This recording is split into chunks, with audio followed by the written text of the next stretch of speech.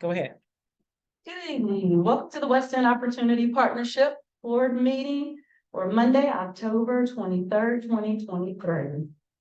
Just wanted to say to everyone, I did bring in treats. I had an event this weekend, and so if anybody would like to partake in some blueberry lemon biscuits or strawberry shortcake biscuits, sorry for those of you online.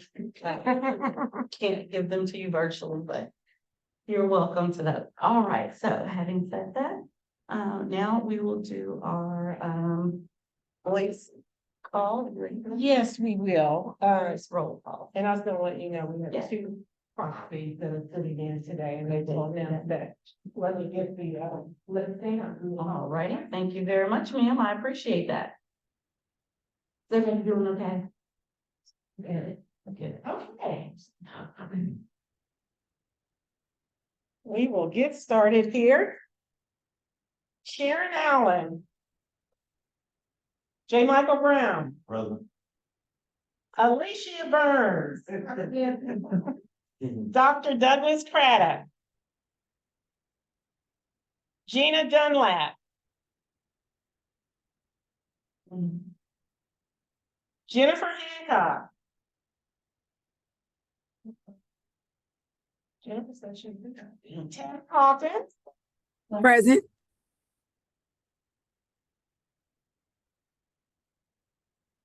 Keith L. Jackson. Present. Jessica Jackson. Darlene Johnson Jones. Dr. Gabriel Jones Jr. All right. I know you like that comment. Dr. Mary Milliner. Here.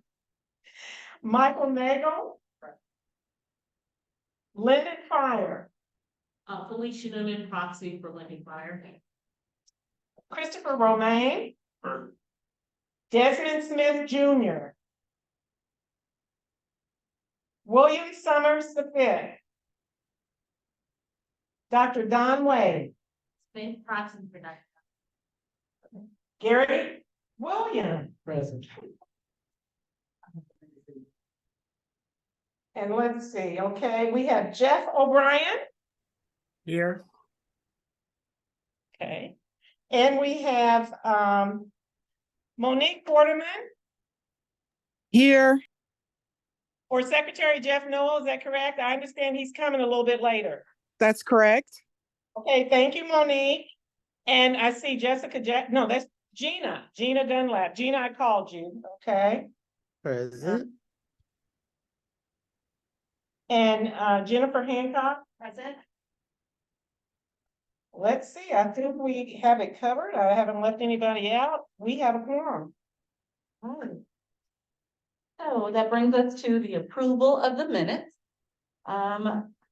The minutes from last month's meeting were previously distributed. Are there any corrections to the minute?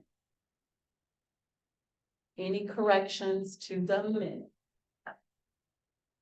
If there are no corrections to the minutes are approved as presented. Thank you. I forgot. Thank you. Okay. And now our interim president and CEO, Laura Douglas. Thank you. And good afternoon to everyone. This has been a very, very busy month. Not only have we had a number of our committees that have been hard at work and will have important reports for you to consider today, we've also had a number of meetings with supporters and some economic development news to share. Make sure they can hear your face. Thank you. Can everyone who's on online hear me? Okay. Okay, great. Thanks.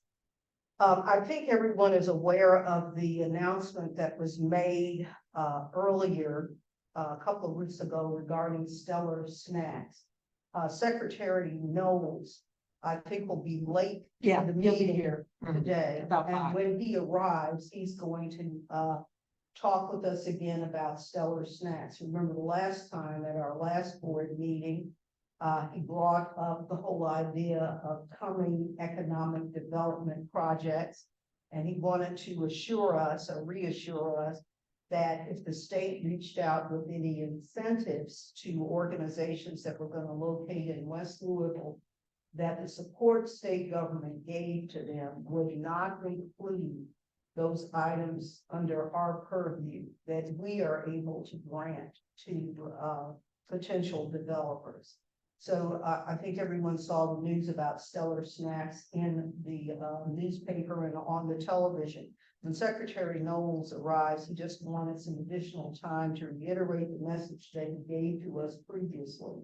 Now, as I've talked with Secretary Knowles, there are still opportunities to support Stellar Snacks and to support the neighborhood in Park Hill around that surround the new facility. So he'll break that news to you when he comes, but it's all good news. It all has to do with how this organization might continue to might participate in helping Stellar Snacks as we go forward. They have a need to advertise their jobs and interest in making sure that people in the Park Hill neighborhood apply for those jobs, which is wonderful. It's something with which we would be more than happy to support them.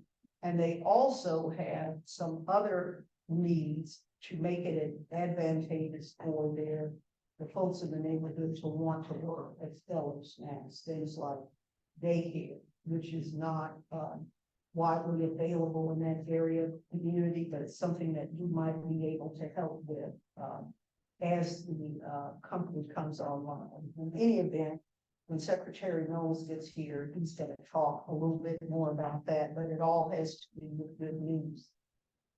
During this past month, Rita and I had been busy and still going back and talking to some of those who were our original funders to give them status report of where we are and to talk with them about the enthusiasm that we are maintaining for assisting the 9 neighborhoods in West Louisville. We had an opportunity to talk to and have lunch with Sandra Frazier. We visited with the folks at Churchill Downs, and then later this week, we're going to be talking to the folks at UPS. Each time we talk to a funder, I think it's important for me to let you know that their enthusiasm has not waned. Although they have a number of questions that they want to ask, they are still very excited about the West End Opportunity partnership, about the opportunity they had to support us and what our work will mean for the neighborhoods as we go forward. So the good news is those who have supported us financially are still holding us up and still interested in hearing about future opportunities for support. Just as a preview to the agenda that we're going to be going through today, the Community Engagement Committee is going to talk again about the community engagement plan that was presented at the last board meeting. There were a couple of board members who asked to see the written up proposal, and that has been distributed to those 2 board members. They were the only 2 that requested see that information following the last board meeting. So that matter will be on the agenda for discussion again. Now, something else that we're going to have to talk about as the meeting winds up is the schedule for meetings for both November and December. You may recollect that we did not have a meeting in December. And this month rather, our November meeting falls perilously close to Thanksgiving. I think it's in the same week or something like that. It's the Monday after. The Monday after, which may create some problems in terms of what people's travel schedule may be, but just keep that on your mind. And as the meeting comes to a close, with the opportunity to get feedback from you on the November and December meetings, whether you would prefer to pass those meetings or whether either having meetings in either of those months is convenient for you. So thank you, Madam Chair. That's all that I have by way of my check. Very much. All right, so as of now, that will bring us to our committee update. The Board Development Committee, Ms. Jennifer Hancock. Thank you. Just a quick update from our board development committee. We have 4 seats that we're contemplating, just as a quick reminder. We have 2 members whose terms expired in June. And because of the infancy or toddlerhood of this board, we did not yet have a process in place to more proactively address how we would handle terms that expired. We do now have a process in place that's been approved by our board development committee, whereby we're asking those institutions to offer a minimum of 2 nominees to this body, so that we have more of a decision-making input and authority to ensure that this board is built around the diverse perspectives, skills that we need to do our work together, as well as individuals who are ready to uphold the fiduciary other responsibilities of this board. So we've communicated that to Republic Bank and to the NAACP. We have heard back from Mr. Traeger at Republic Bank that he will be happy to send along 2 nominees for our consideration. I've talked to Mr. Cunningham at the NAACP. He is engaging his executive committee of his board sometime after November 7th. They want to get through this election. They're busy and focused on that. And at the same time, I'm going to circle back to him that week, let's say no later than Friday, November 10th, to find out the path forward for the NAACP. So we want to prioritize taking care of those 2 seats. And then we come to the seats that were vacated by the Federal Reserve Bank and the Jewish Heritage Fund for Excellence. When David Kaplan went into the administration and when the Federal Reserve Bank declined their seat. So that will be next on the agenda for the Board Development Committee. To that end, we've agreed that we want to solicit your input. If you have individuals who represent the philanthropic community, it does not have to be a foundation per se. It can be an individual philanthropist. If you think that person should be considered, we're asking this body to send any prospects to Rita so that she can start compiling those. And if you have prospects for the financial sector, that would be the seat that was vacated by the Federal Reserve Bank. If you have, and I know Gina and others have prior to tonight expressed some good ideas around how we might proceed with that particular seat. If you have specific nominees, please send all those to Rita. Once we in the future with the Republic Bank and the NAACP seats, which I hope and hopefully manifest this into the universe this evening, I hope by the end of this calendar year, we have that settled, because ideally we would start our business together in 2024, having that behind us. And then we can contemplate those other 2 seats. So if I might offer that we meet in November, because my goal is to be in the Board Development Committee before our next board meeting, and I can do November 27th, if the rest of you can, as my hope is that we're coming forward with recommendations for the Republic, the NAACP, seats, and then we'll go into the new year figuring out what's back to. Are there any questions or feedback at this point about where we are?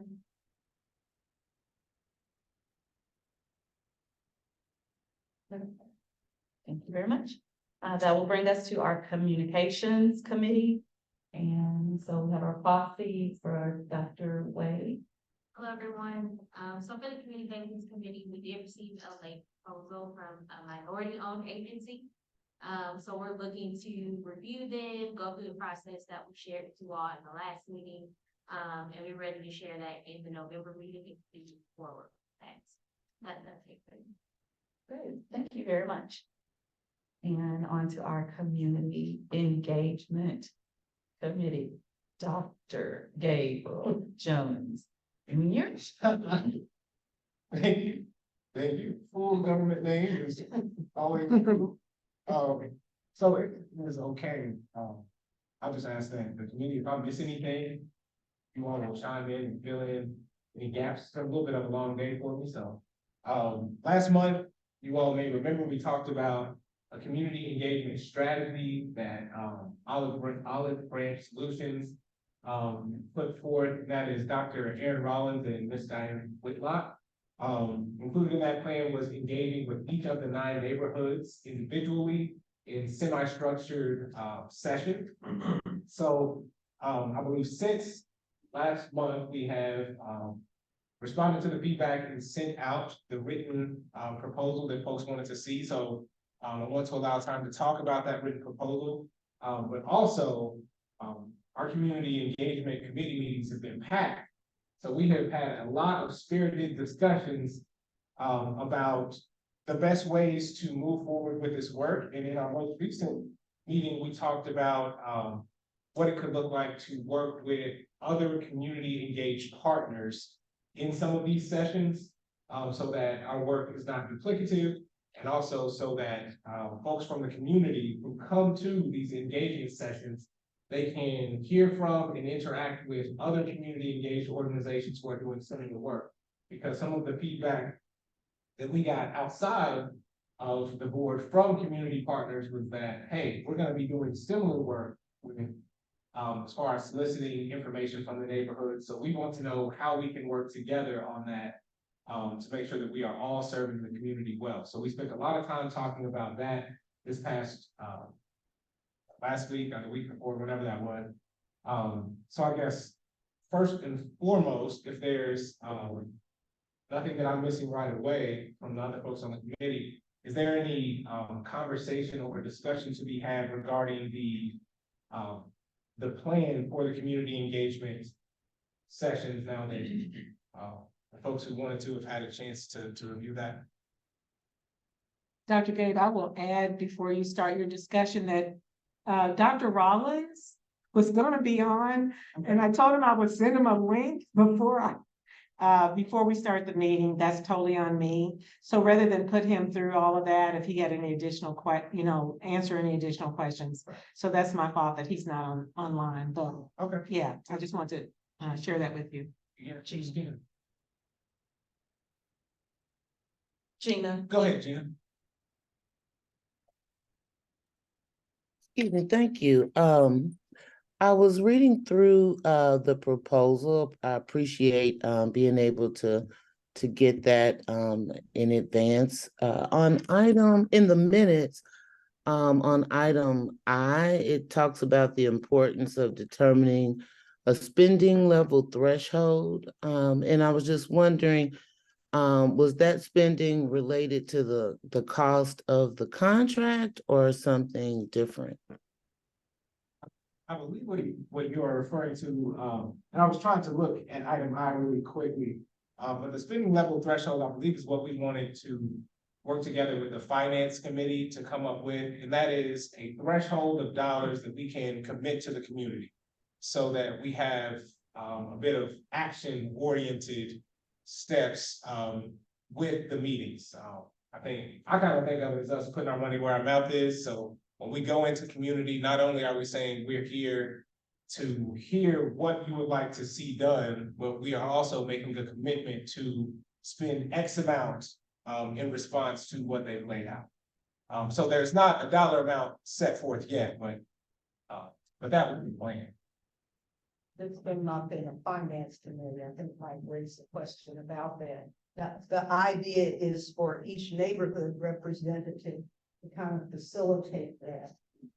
To think in terms of, as we roll out the neighborhood meeting, is there a piece of good news that we can possibly initially in each of these neighborhoods that says a partnership is committed immediately to fund X in your neighborhood.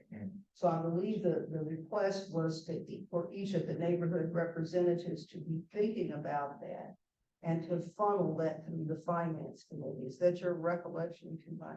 Okay. Good.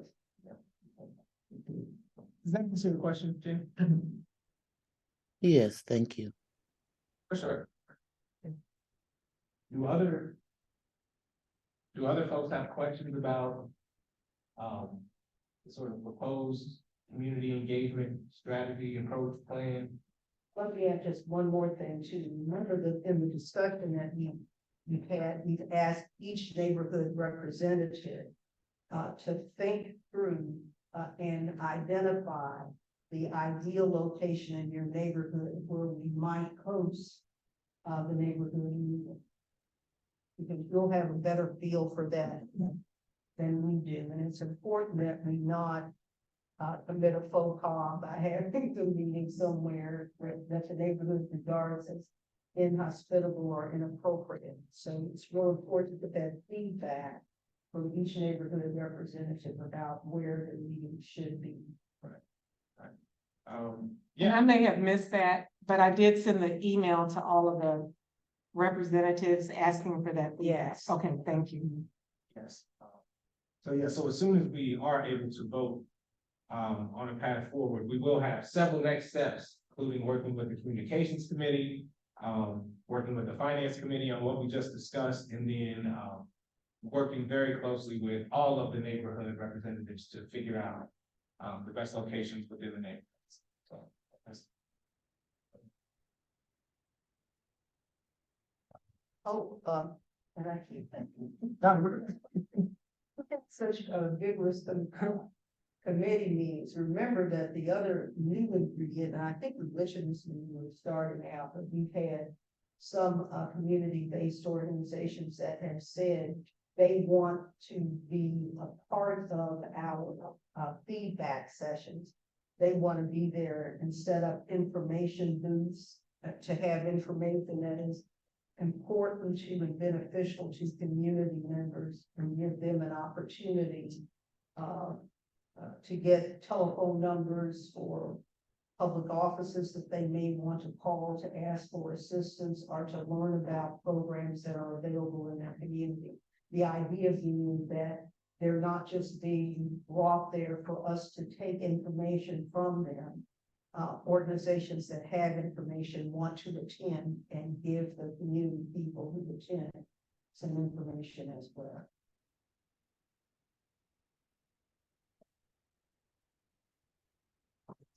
I always get nervous about it. Anytime I'm asking for a vote, I always say it wrong. Here we go. Any more questions? Okay, so We say I move adoption of the community engagement committee's recommendation. ooh, more words than I thought.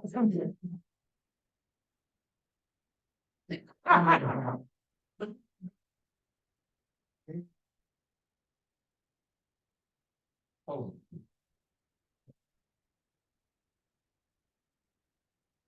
Doesn't require a second.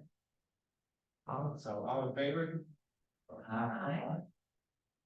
Opposed? All right, okay. Okay, motion carries. Motion carried. I think that's it for us, right?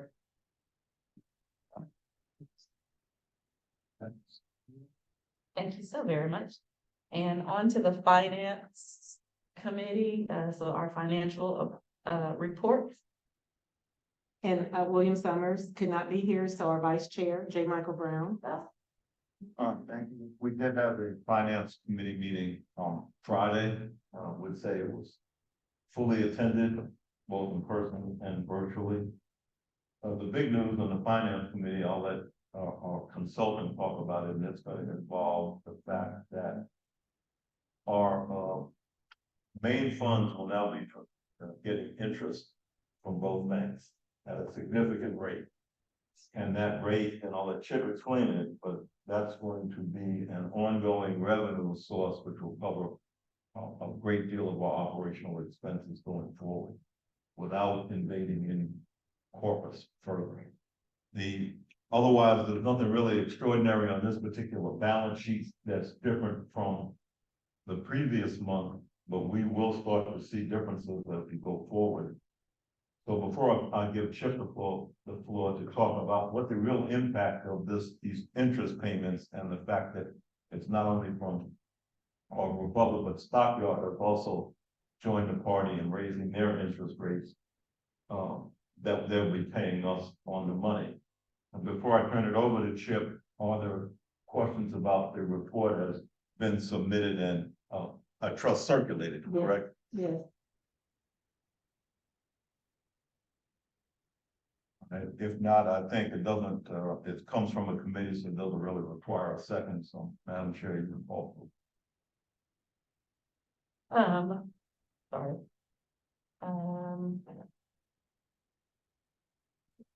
Move to accept, Okay, sorry. I move to accept the financial reports for the September 2023 month.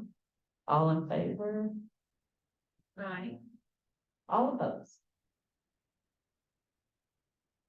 Motion carried. Motion carried. Let me add just one more thing on the finance report as a follow-up. You may remember at one of our recent meetings, Dr. Wade was suggesting that we be in touch with Fourth Bank.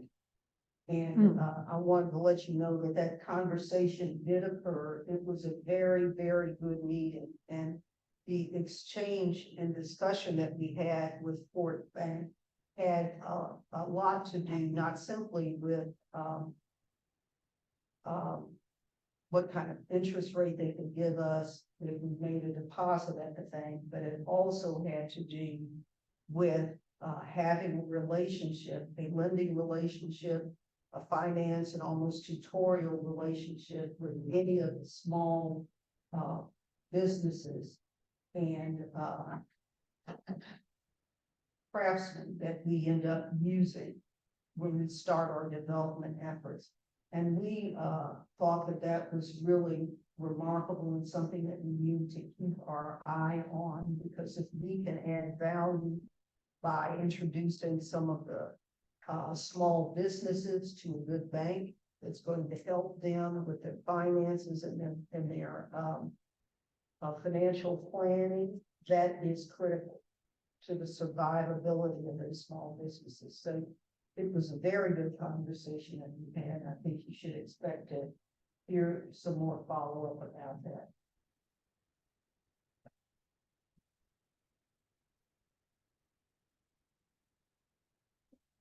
Okay, if not, then, did the vote call? Yeah. Yeah. I'll turn it over to Chip Sutherland, and he can, explain a little bit more about what these interest rates are gonna be in real dollars, real. Okay, I actually pick it up where you left it off, or that, you know, from what I've learned about this, it's not a partnership, and, it's not so much what you get out of the bank, is what that bank's put into you as well, say it a different way. You know, there's something, there's things that the community needs, more than just interest income, needs an investment in the community. And so, I think that conversation that was had with the Fourth Bank, is fruitful from that standpoint. On the stockyards side of it, you know, last year, if you all had this balance sheet and it was emailed to you, and you can see on there last year, there was about half the money in non-interest earning account and needed to be there for that application process. But that money, there was a non-interest earning account had been moved to, Stockyards, you know, moved Republic Bank and an interest earning account. Stockyards has changed, their rate from close to 0% to almost 5%, 4.75%. So what that means to you all as a board is that you have roughly $30 million now, that's getting close to 5%. That's almost $1.5 million in interest a year. If rates don't change, then that will be $1.5 million that goes to, you know, the mission of the organization. Of course, that can go down with interest rates, go up with interest rates, but it's a healthy development in that regard. And if you look at the balance sheet that you just distributed, I don't have mine in front of me, but that interest amount is indicated there in the latest expansion. It's a, Oh, I'm Yeah. sorry. it's front, I put you on front and back. Yeah, it's in the, it's the part of your packet. Well, I think we made it, well, I don't think, I know, we made the transition to the bank account on the 18th of September. And then the report came in like on the 30th, 29th, and it was like almost 30 grand in interest in that short period of time. Since the last board. Yeah, And that's just a little. 31,000. yeah. So that's good. Again, the sort of a vision for the money in terms of part of being a responsible organization is to be, is to have good policies in place, and that's, there are no policies formally right now. That's something that we'll be through and helping develop. But the important thing was to get the money that's sitting in banks working for you. And that's where you are right now. You're not missing out on interest earning, which is good. I think the other thing that I felt that was important to share was related to the state and the withholding the sales tax tip. I called Gary Morris, who's the executive director for the Department of Revenue, last week. He just wanted to touch base with me. I didn't want to come here and not have any information about what's going on with the tip. And so he said that they would expect to have numbers for the 2022 base year within the next couple of weeks, which is a good development. With that, we can put one little foot in front of the other and keep building towards having something that's reasonable in terms of the budget. All further comments? That's it. All right, thank you very much. That, of course, brings us to old business. Any old business? I think Carol. Oh, I was just gonna say that Jeff is here now, and he is going to have some Yes. additional comments about Stellar Snacks. And I reminded him Nine. what you were telling us at the last board meeting, and that you. Ready to go and judge. First of all, it's nice to hear about money. Okay, Michael, it's always good to hear about the tip. Look, I just want to make sure that we close the loop on what we did talk about last time. I mentioned that at Cabinet for Economic Development, we typically have companies that are coming in, looking. It's always important to try to encourage a company to make a decision about where to locate, because they're always looking for that, especially companies that come in from outside. And in this particular case, I mentioned to you that we understood the maturation of any organization takes some time. And I actually think we're ahead of that maturation, thanks to all you all. But part of the tools for the tip are, I think I got this right, is income taxes paid by individuals, like taxes that are typically go to the city. Property tax incremental, sales tax increases, all those types of packages that go into the tip are actually the tools that we get to use. And I know Jeff will speak up because he's been a great partner. Typically, kind of the tools the city uses when we are doing incentives for a company. You read about what the incentive package is, it's really in its simplest form. Our offering a portion of the incremental taxes that company would generate. It goes back to them to incent them to come in to do something in a community. And let me just also kind of make it real simple, why we do that. A lot of states don't, but we do. I think it's the right one, because it's basically pay for payments. We're not taking money away from the taxpayer. We're saying that if I was bringing in a company that's got 100 folks that are going to come here and work, it's like Stellar Snacks, and they're going to pay $30 an hour before benefits, that's about $65,000 a year. Well, typically, those employees will pay 4% of their taxes, or 4% of their earnings, in the form of tax payment to the state. There's also an occupational tax that comes from the local community. As part of the incentives, you offer a portion of that back that's being generated as part of an incentive. Same thing on any income taxes they might create. Well, all that is going into the tip. And so, as I shared last time we were here, it's this board's responsibility. I'm a non-voting member. This board's responsibility to decide how you want to use your 30 million that came in 3 different buckets, and how do you want to use those tip revenues that are going to be calculated and assumed based, I think, on cost of living increases and things like that. So everything above that will go into this tool funding for a long period of time. You may choose how you wish to allocate those funds. You may choose that attracting businesses is a priority. That's not for the Cabinet for Economic Development or the city of Louisville to decide. That's for this body. So we said we were going to go ahead and court these companies. And we would find other tools to try to incent them to come into the West End neighborhoods, because we felt any company that's going to create jobs and pay $30 an hour, we would want to bring in. But also, we made the pledge, it wasn't up to us to also come in and say, partnership board, you should come up with some sort of incentive because you now have the tools we have. And you really do. All those tools are yours. Make a long story short, due a lot of respect, because J. Michael made sure that everything was done right before he retired from state government and the governor. But the governor was very active, and we've been working with this company for about 18 months. And this is a company that was founded by an individual. She really founded it in 1999. She makes pretzels, and she's got a very special process for making pretzels. She is a very unique lady. She and her daughter have put together a great company. They're into art, they're into working with community folks. They do a lot of sales to the airlines. They also have certain grocery outlets that they have in California and elsewhere, and they've got good market penetration.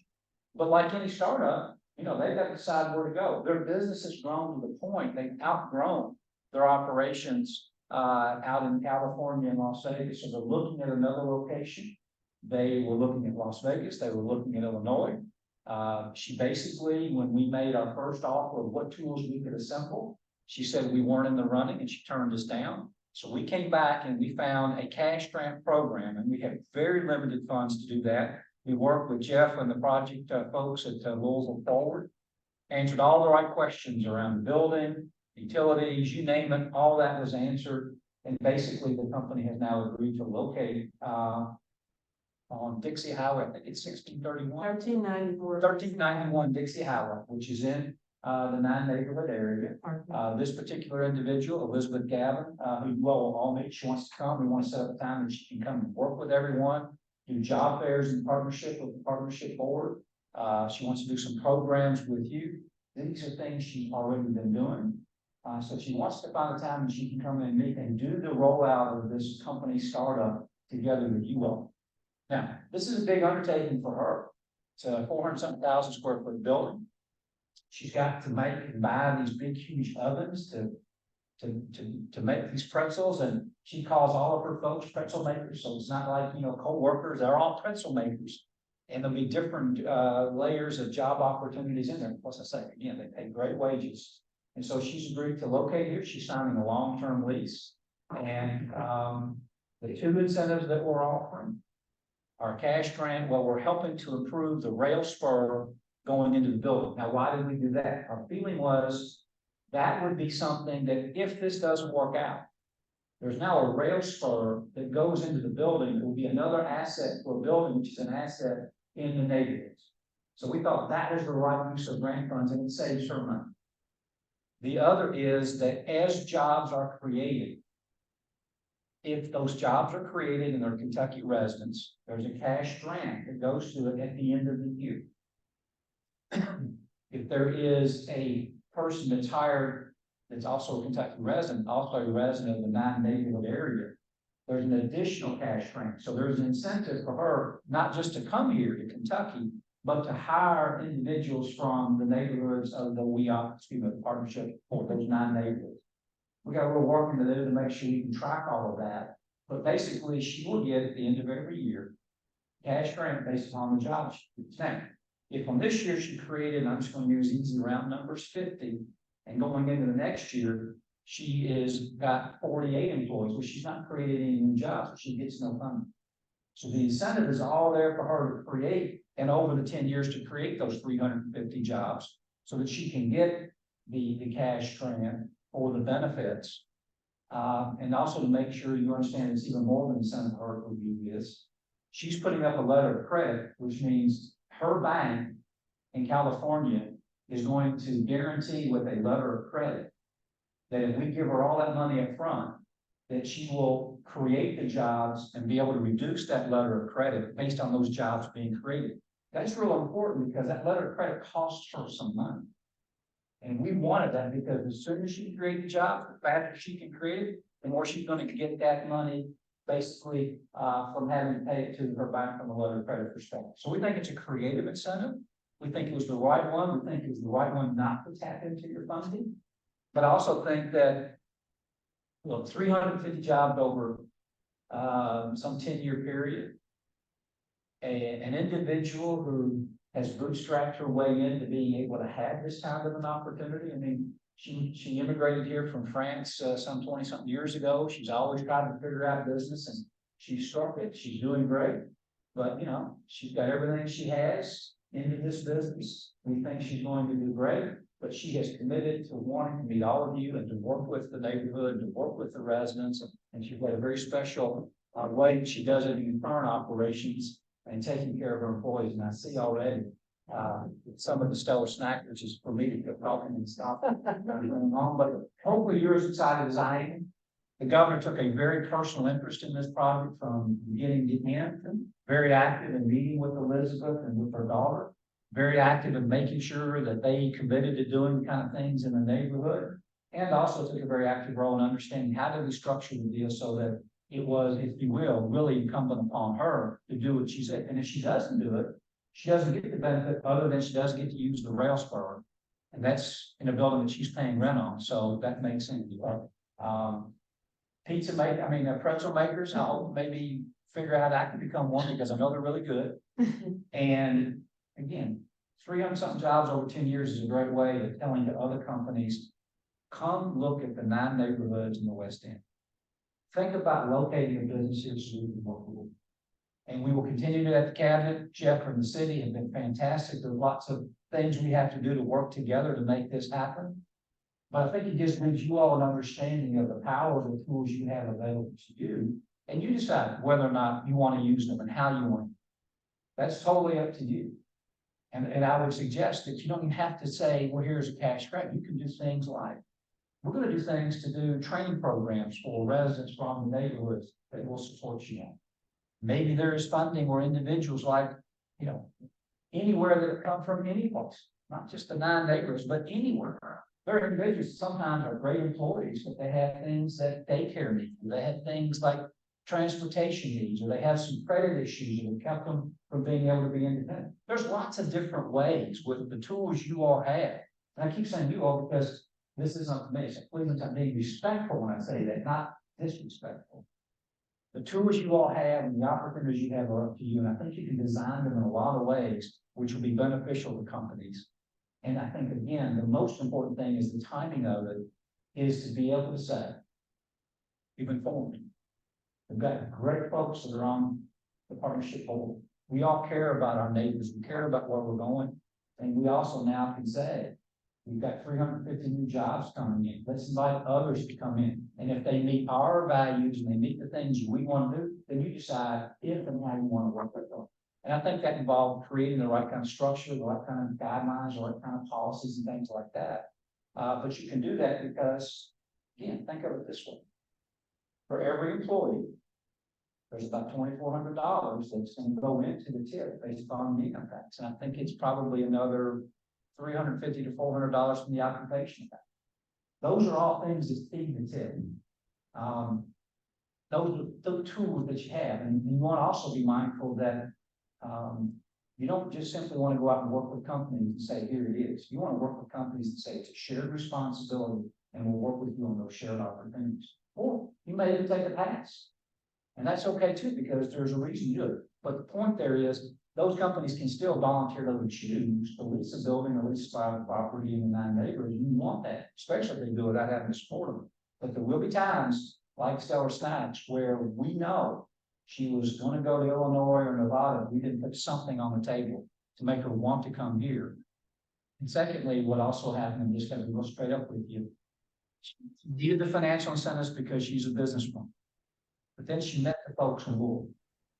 And I don't know how she's got the luck to do it, but she has the luck to do it. She went to a restroom in some building in Louisville, and Lonnie Ali was in there, and then had a problem. Now, how many of you love the She's lovely, but she's also a very special lady. So we'll work together to find the right dates and times, and hopefully that's a good update and also an explanation. Now, the incentives that typically work that we use when you read about those announcements really flow through the same tools you have in your control that are designed to let you choose. Does it go into the tip, or do we make some of that available to help companies, maybe be small businesses or other companies, and figuring out how to do it and get the best payback is something I know Jeff and I and Monique are all willing to work together with you on in terms of I had a question, and I don't know if we've already talked about this. If Kentucky, the legislature is trying to get rid of the income tax, what money's gonna go into the tip if they get rid of it? It's zero. Very good question. And I'm not sure I have a great answer, but I'm gonna give you the answer, and I am non-political, period, it's who I am. The governor deserves a lot of credit. Legislature wanted to abolish, just do away with the income tax. The governor said, I support it, but there needs to be a process and a methodology. Because we rely upon the income tax to help fund roads, schools, and all that sort of thing. So he said if there was a formula, and if there was so much money in the rainy day fund, if there is, so much of a balanced budget in revenues that come in over and above based upon where expenses are, he would support lowering that. And so you asked a fantastic question. It's not just the income tax that's funding the tip. Property taxes, income taxes based on corporations, and that's not affecting them in terms of what they pay. The occupational tax, did I mention property taxes, and sales taxes. Now, in theory, and probably with it, you lower personal income taxes, theory might be that sales taxes go up. If you lower income taxes, there might be more businesses that invest here versus other states. So there's a lot of evaluating, trying to make the right call. But until then, and to your point, we're trying to monitor and understand how does that work from an incentive perspective if we need the tools to be able to incentivize companies. And for the partnership board, I don't know what we can do in terms of replacing that income tax. But my feeling is more along the line of where the governor is. This is not going to happen overnight, nor should it. Nor should we also do away with those taxes and then we have the right revenue base. And you all may think I'm speaking out of both sides of my mouth, but when I meet with companies and they come in and all they want is to talk about incentives, I basically tell them, you may not be right for us. We don't want to attract jobs being the low cost. We want to be the best value with the best education, the best support, and the best means that all of us share and what it takes to make that happen. And it's amazing how many companies respond the right way when you mention that. So I feel like, great question. I wouldn't worry about it in the very near term. And I think it'll be based on a formula. And if we get to a formula where all those things happen, I think then some of those other economic evaluations might be, the TIF might be benefiting even more as a result of that, because big believer, there's usually only so much money in people's pocketbooks. And some of it goes to tax, and some of it may can go to buy things that don't have to pay the taxes. So I'm pretty confident that in the end, there'll be still a very strong revenue source for the TIF and good revenues for you, but that's also why the relationship with the revenue family is important, because you got to monitor those things. Yes, sir. I don't know if this question is specifically for you or for like the elected. Are there opportunities for us to schedule or arrange sessions where we can learn more about some of the tools that you're speaking about and some of the ways that incentives like this are structured? Because I think I have a good understanding of the amount of money that we have to do the work, but I have a not so great understanding of the different ways that we can utilize that money and the tools and the instruments to make these things happen. So we had We opportunity. certainly can do that. And I think we can do it in conjunction with your path. We're happy to come in and explain the problems. We're even happy to come in and explain our strategy a lot of times with companies, how we arrive at certain numbers, because it's always a negotiated incentive. If it's a company that's number 1 or 2 in their market share, in other words, really leaders in that industry, we're going to do a whole lot more. If there are companies that are in a transforming kind of an industry segment like the EV, we're going to do more. But we can come in and talk about all of that, and happy to do it based on your all's guidance. And it's a very great question. And it's also important. I don't think you have to say we're going to do things for every company. I think you have to figure out what companies do we want? Where do we want to see more growth? Do we want to do more for small businesses? Well, if we're going to do more for small businesses, what's that criteria? What's the right way for doing it? And in some cases, again, this is just my personal philosophy, improving neighborhoods, improving schools, healthcare, improving, if you will, the vitality of the communities, and doing things where people are really getting the full opportunities they deserve, whether it's the training programs, whether it's the education, or if they want to, come to work for somebody to support they get. Think of it also because of your responsibility.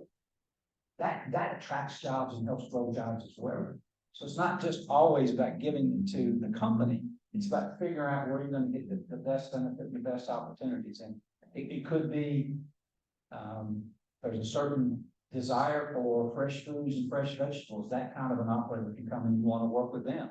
If it's, certain kinds of healthcare that right now we say we don't have, there's a lot of ways to do it. And that way you're being very selective, very clear about what your strategies are and why you're doing it. So then if companies come to talk to you, you've got a really good explanation. Look, we're willing to work with folks, but here's what we expect. Shared responsibility is to share it up.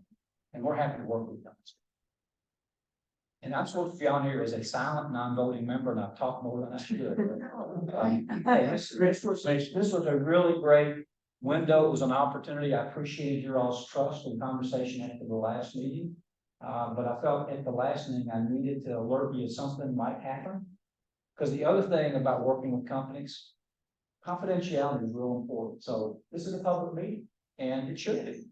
But companies like Stellar Snacks and what Elizabeth was trying to do, she's got competitors, she's got to deal with buying, everything has got to work, and you don't announce it till it's a certain time. And those are the kind of criteria we can work together with you all in terms of how you want to work with whatever groups and however you want to with prospective business. Okay, thank you. So just real quick on the heels of that, Laura and I just thought it would be neat since we had this conversation. And over the weekend, we sourced some Stellar Snack, okay, the pretzels. They had 4 flavors. I'm not here to do a commercial. I just, okay. Had 4 flavors, and we were able to source 3 of the 4. The sweet and sparky, we could not find yet. I guess they were out. But they have the Simply Stellar, which is their classic.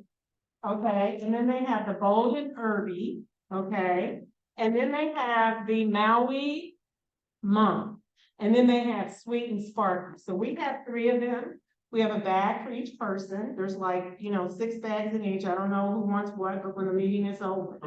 But just quickly, Secretary Noel, there was 3 things that really got my attention when I was doing my homework on the company. First of all, is the mother-daughter story. It's unbelievable. If you haven't read it, read it, because it wasn't just an overnight It's been a long time coming. at all. They work Yes, together, and you're seeing the artwork. That's a big part of their business. And they've got a certain wall Yeah. to near the building that they're going into. They want to work with you all to find young artists creating outdoor artwork leading into the building. they have up and coming artists who actually do the work on this packaging. The other thing, in the training for their people, they get amazing training, robotics, and so the opportunity is amazing. And then I like the piece on sustainability because they're eco-friendly. Who uses vegan butter in their products, and it's unbelievable. And the thing about the wheat, they're working to create their own manufacturing of the wheat. They process the wheat, try to source it from local farmers. Yes, And they want to try to process and source the red wheat from Kentucky farmers and process it yes, right here. You're going to find that these are really special ladies. yes. And I think just as importantly, they're buying a house in Louisville. They want to be part of the community. I think they've got other operations, but they want to have that home here so they can say it is their home. And they're not going to be absentee owners at all. They will be very active and very involved, and at least checking up on them, talking to folks. They've had employees that have run into just a few challenges, and Elizabeth and her daughter are very active in helping them. They are very, very in tune with their employees. So there we go. When the board meeting is over, come and get your bag of Stellar Snacks. Sorry, Gina. Must be present to win. Any other old business? Just real quick, I know we passed a bylaw amendment at the last meeting. I have a copy of the amended bylaws for everyone that incorporates that amendment. So, I don't know if you want to just give them out. Yeah, I would. Thing. I'll take this side. Okay. Just, not old business seems appropriate for that. You gonna take that down? Yeah, I'll take this. Anybody else? Michael. And another part. Or the Amy, or can we get digital copies of that? Or we have passed, resolution for negotiating with L Home, we were targeting in September to vote on a proposal for that kind of. Yes, let, About that, see what's yeah, going and I neglected to bring everybody up to date on what's happened with Bell Home. As we have started our negotiations and are in the middle of discussions with L Homes, both of us are finding out that there are lots of ancillary issues that we want to address and resolve.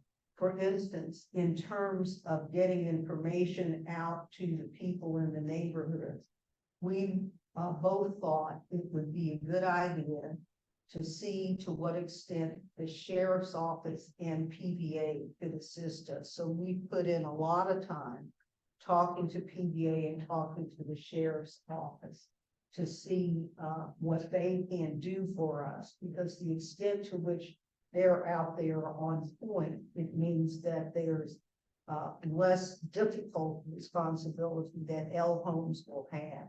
For instance, the sheriff's office is now saying that they will, not on this cycle, but on the next tax cycle, because all of their mailings have been paid for and are assembled. They want to have an announcement sheet that talks about our tax lending program in the 9 neighborhoods, and talks about our partnership with L Homes to perform that lending. And they want to put it into every tax bill notice that goes to anyone who owns property in the 9 neighborhoods, which is really phenomenal. And so we've just gotten that feedback from them. The PBA is also volunteering to do all kinds of things, and there's no cost involved with that.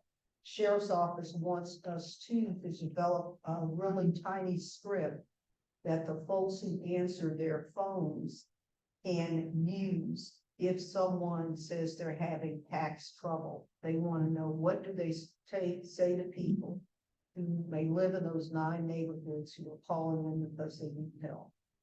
The sheriff's office is also saying that they're going to work with us on delinquencies, a special way to handle delinquencies for people that live in those 9 neighborhoods. All of these details are really important to get ironed out. And so far, we've been able to resolve these details in favor of folks in the neighborhood that need the service.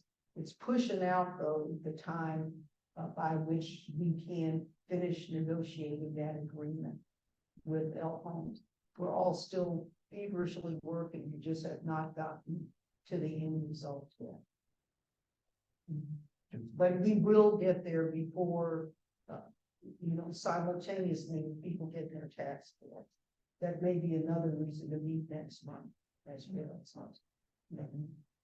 Thanks. And I had meant to do that update, but thanks for asking that, because it totally slipped my mind. Wrong. Any additional old business?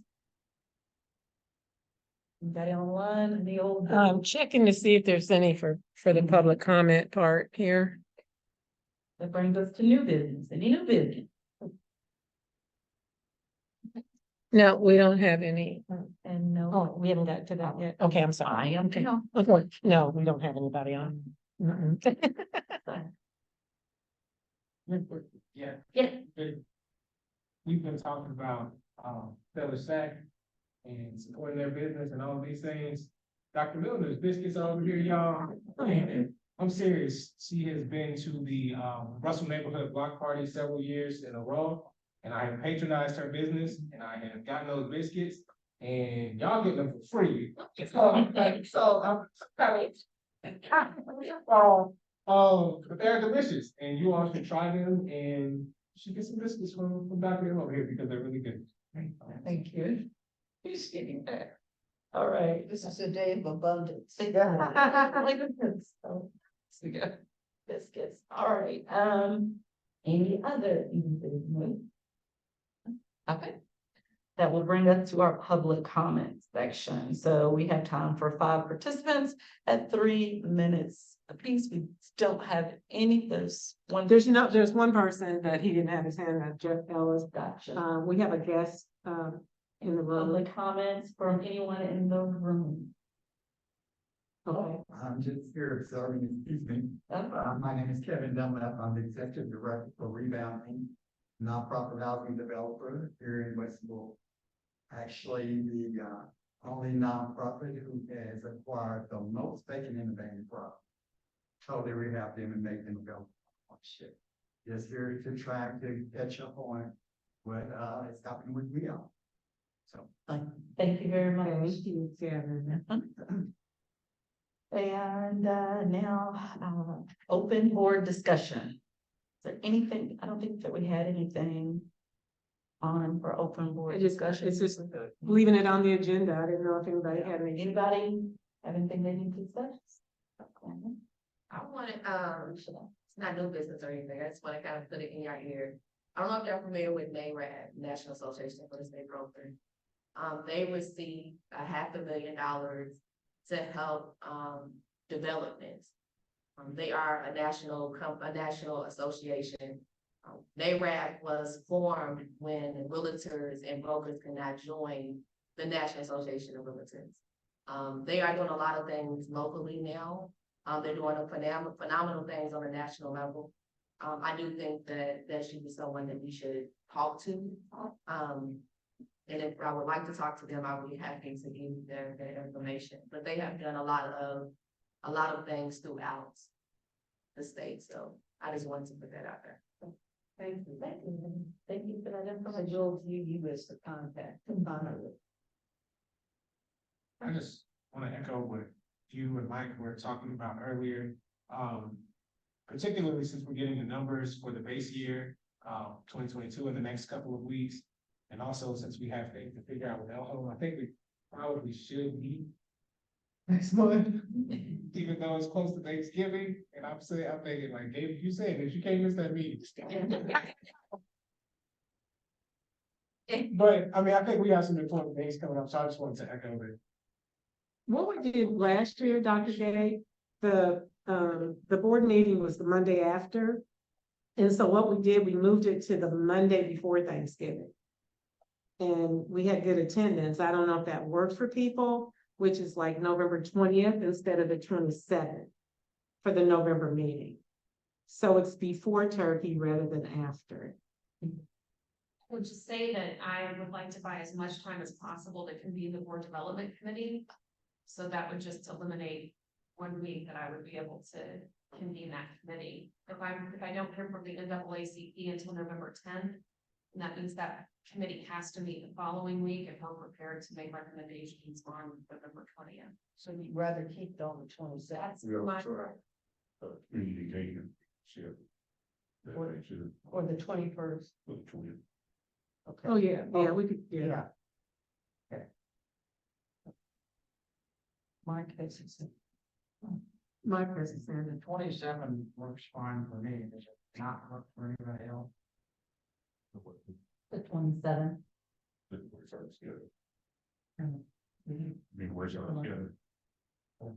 Anybody online have an issue with the leaving it as the 27th? I won't Are be clear. here. My daughter's having surgery on today, so, but you know, we can set it up for somebody else to do this. Yeah. Okay. Then, the 27th, it Yeah, is. keep it, you guys will keep it on the 27th, okay? Dr. Milliner, I'll get with you in terms of who's gonna Yes, handle it all. thank you very much. All right. Okay, good, Gina. They we may want to do an online, do totally Zoom. Well, we could do that. I would be able to do it if it's all online. How's everyone feel about that? Online, If it's it's online. It's a Zoom rather than. A Zoom as opposed to in person. Okay. Because we don't have this space reserved because during November and December, they usually have other events going on. I could check and see. But if everybody wants to do a Zoom meeting, Jennifer, would that still help you? Okay. We'll have to make a place available. but we can arrange, even if it's at my office, for it, to have it on a screen for the public. Okay, that would be helpful. Okay. Amy. Thank you. Okay. Okay. Alrighty, so that's. Now, December is, the meeting date is on the 25th. Everybody want to have it on December 25th? That's my birthday. I think so. Call for the vote. Last year, we didn't have a December. meeting. Right, there's no vote on that one. It's not happening.